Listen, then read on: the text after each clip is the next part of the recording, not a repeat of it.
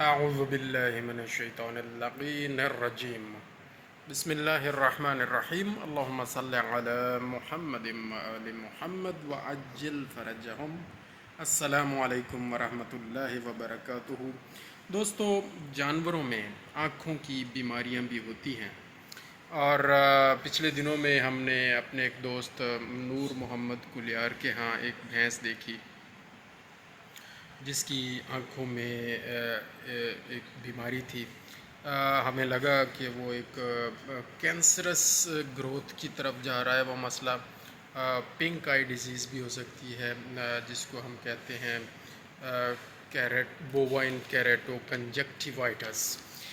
تو بہرحال میں نے فیصلہ کیا، میں ڈاکٹر غلام عباس صاحب اور ڈاکٹر اعظم صاحب کے ساتھ ہم گئے ہیں اس کو۔ پہلے میں ایک دن وزٹ کیا اس کو، جو مجھ سے ہو سکا وہ میں نے کیا۔ انفارچونیٹلی جو ریکمنڈیشنز، جو میڈیسنز، ٹاپیکل میڈیسنز اور باقی آئی ڈراپس وغیرہ میں نے انہیں 10-15 دن پہلے ہی فون پہ بتائے تھے، ان میں سے انہوں نے کوئی ایک بھی استعمال نہیں کیا تھا۔ بہرحال اور اس کے باوجود میں گیا، اس کو میں نے اپنے حساب سے کیا۔ پھر میں اپنے سینئر ڈاکٹر غلام عباس صاحب کو بھی لے گیا، اور ہمارے بڑے قابل ڈاکٹر ہیں ڈاکٹر اعظم صاحب، ان کو بھی لے گیا۔ تو وہاں الٹیمیٹلی جو ایشو تھا وہ حل نہیں ہوا۔ اس کی وجہ یہ ہے کہ انہوں نے اس کی ٹریٹمنٹ پہلے نہیں کی ہوئی تھی۔ تو میں نے فیصلہ کیا کہ کم از کم آئی ڈیزیزز پہ ایک چھوٹا سا ہم کچھ بنائیں، اور اپنے وی ایز حضرات کے لیے اور باقی اپنے لیے بھی اور اپنے فارمرز کے لیے بھی تھوڑی سی انفارمیشن اکٹھی کریں۔ تو کازز آف آئی ڈیزیزز جو کہ بیماریوں کا سبب بنتی ہیں گایوں میں، بھینسوں میں، بھیڑوں میں، بکریوں میں، اور بلائنڈنیس یعنی اندھے پن کا بھی سبب بن جاتی ہیں جو بیماریاں آنکھوں کی، وہ کون کون سی ہو سکتی ہیں؟ تو اس میں سب سے جو ٹاپ پہ ہے وہ ہے موریکزیلا بوویز انفیکشن، جو ایک بیکٹیریا ہے۔ اس سے پنک آئی ڈیزیز ہوتی ہے، اور اسی کو ہی بووائن کیریٹو کنجکٹیوائٹس کہا جاتا ہے۔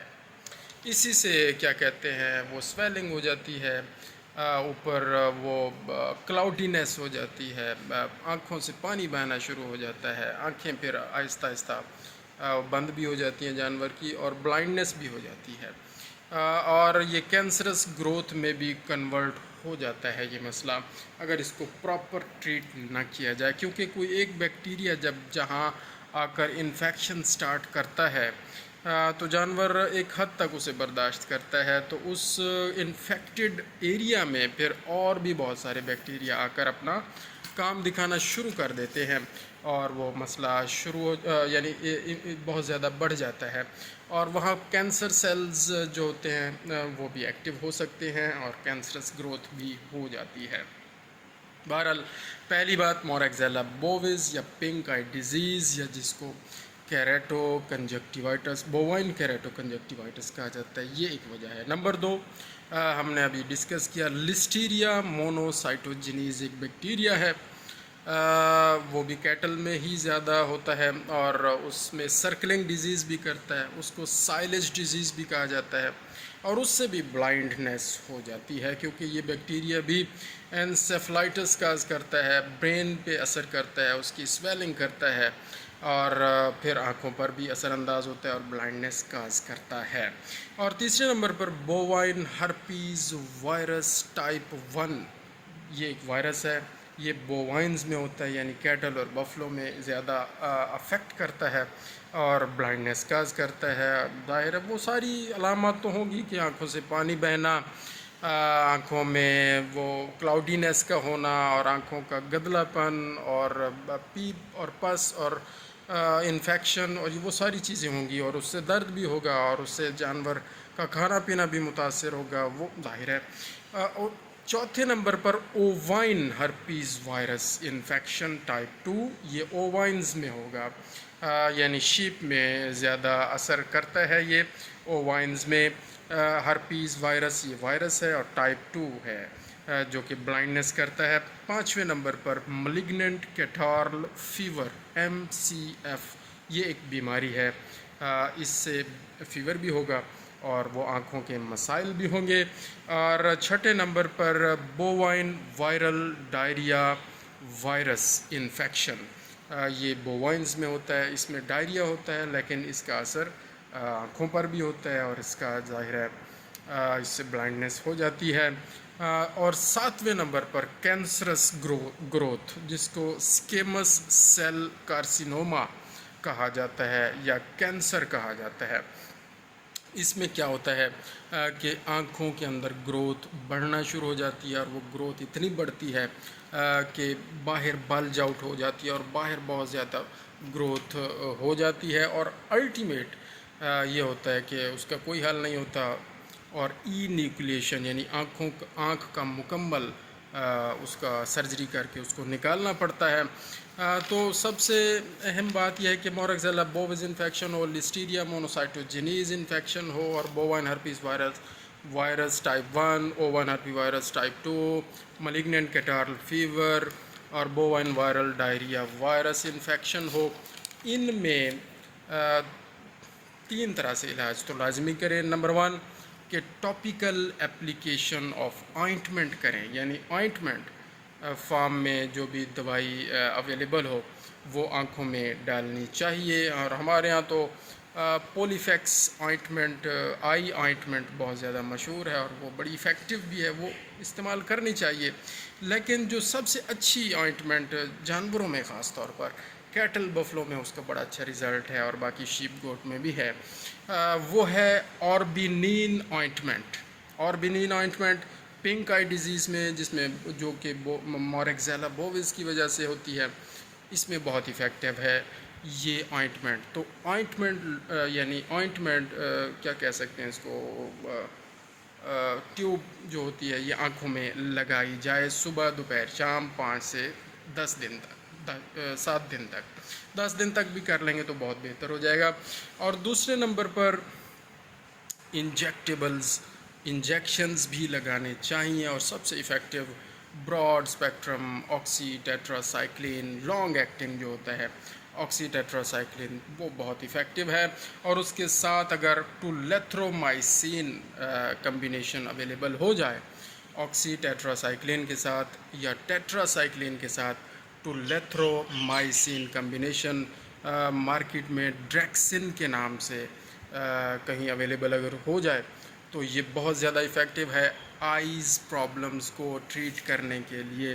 اور یاد رہے کہ اگر ہم لسٹیریا مونوسائٹوجینیز جو کہ سرکلنگ ڈیزیز کیٹل میں ہوتی ہے لیکن اس کا ایک اثر بلائنڈنس پہ بھی ہے، تو بلائنڈنس میں ٹیٹراسائکلین ٹولیتھرومائسین تو استعمال کریں گے، ساتھ ساتھ ہم نے بتایا تھا کہ سرکلنگ ڈیزیز میں ہمیں چاہیے کہ ایمپیسلین اور جینٹامائسین کا کمبینیشن استعمال کریں۔ تو ریکمنڈیشن یہ ہے کہ اگر فرسٹ ٹائم صبح کے ٹائم آکسی ٹیٹراسائکلین اور ٹولیتھرومائسین کا کمبینیشن استعمال کیا جا رہا ہے تو سیکنڈ ٹائم یعنی 12 سے 14 گھنٹے کی وقفے کے بعد وہ ایمپیسلین اور جینٹامائسین کا کمبینیشن استعمال کیا جائے۔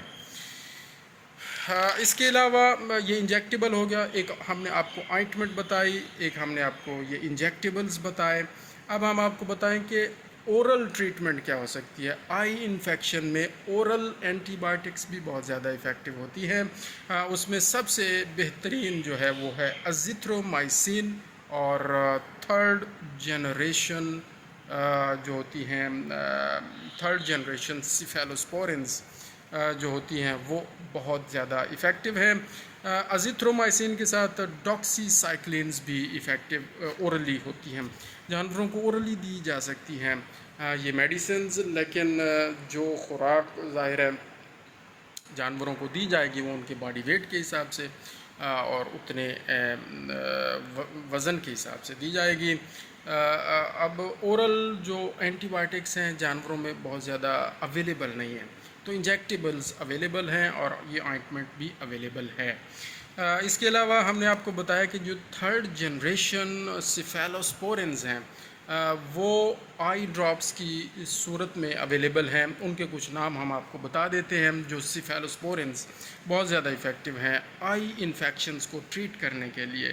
ان میں سب سے پہلا نام ہے بیسی فلاکساسن آفتھیلمک، یہ بیسی وینس کے نام سے اویلیبل ہے، BASIVANCE بیسی وینس.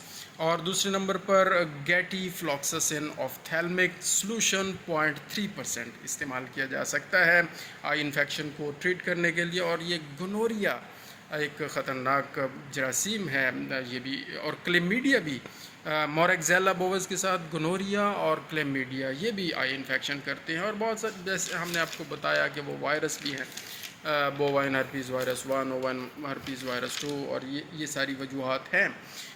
تو اس میں گیٹی فلاکسسن آفتھیلمک سلوشن 0.3% اگر استعمال کیا جائے، اور یہ مارکیٹ میں زائموکسڈ کے نام سے اویلیبل ہے، ZYMOXID زائموکسڈ کے نام سے اویلیبل ہے.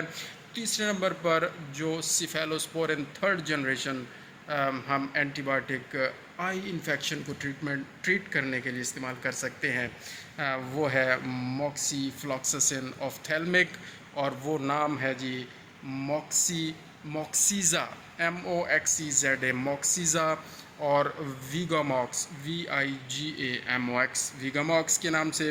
چوتھے نمبر پر لیوو فلاکسسن آفتھیلمک، مارکیٹ میں کس نام سے اویلیبل ہے اس کا مجھے ابھی پتہ نہیں چل سکا.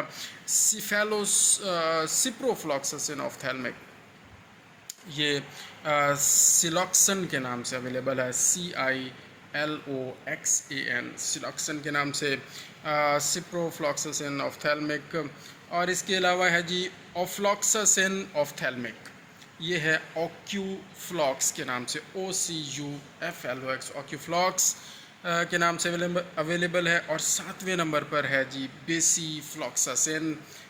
تو ہم آپ کو ریکمینڈ کریں گے کہ بیسی فلاکسسن جو پہلے بھی ہم نے بتایا، تو یہ ساتویں نمبر پر جو ہم بتا رہے ہیں، یہ اصل میں پہلے نمبر پر 6 ہی پروڈکٹس ہیں. یہ تھرڈ جنریشن سیفیلوسپورنس کی بیسی فلاکسسن آفتھیلمکس بیسی وینس کے نام سے اگر مل جائے، بہت زیادہ افیکٹو ہے. گیٹی فلاکسسن بہت زیادہ افیکٹو ہے، موکسی فلاکسسن، لیوو فلاکسسن، سپرو فلاکسسن، اوفلاکسسن، تو جو بھی اویلیبل ہو جائے ان سالٹس میں سے، یہ سارے آئی انفیکشنز کو ٹریٹ کرنے کے لیے کیٹل، بفلو، شیپ، گوٹ اور ایون ڈاگ کیٹ میں بھی یہ استعمال کیے جا سکتے ہیں. جزاک اللہ خیرہ. ہماری یہ ساری ویڈیوز انشاءاللہ العزیز ایک صدقہ جاریہ ہیں. کوشش کریں خود بھی سنیں اور اپنے فارمرز تک بھی ان کو پہنچائیں. اور چینل کو سبسکرائب اس لیے کریں کہ یہ ایک صدقہ جاریہ ہے، پیسہ تو ہم نے کمانا نہیں ہے. جزاک اللہ خیر. اللہم صلی علی محمد و آل محمد وعجل فرجہم.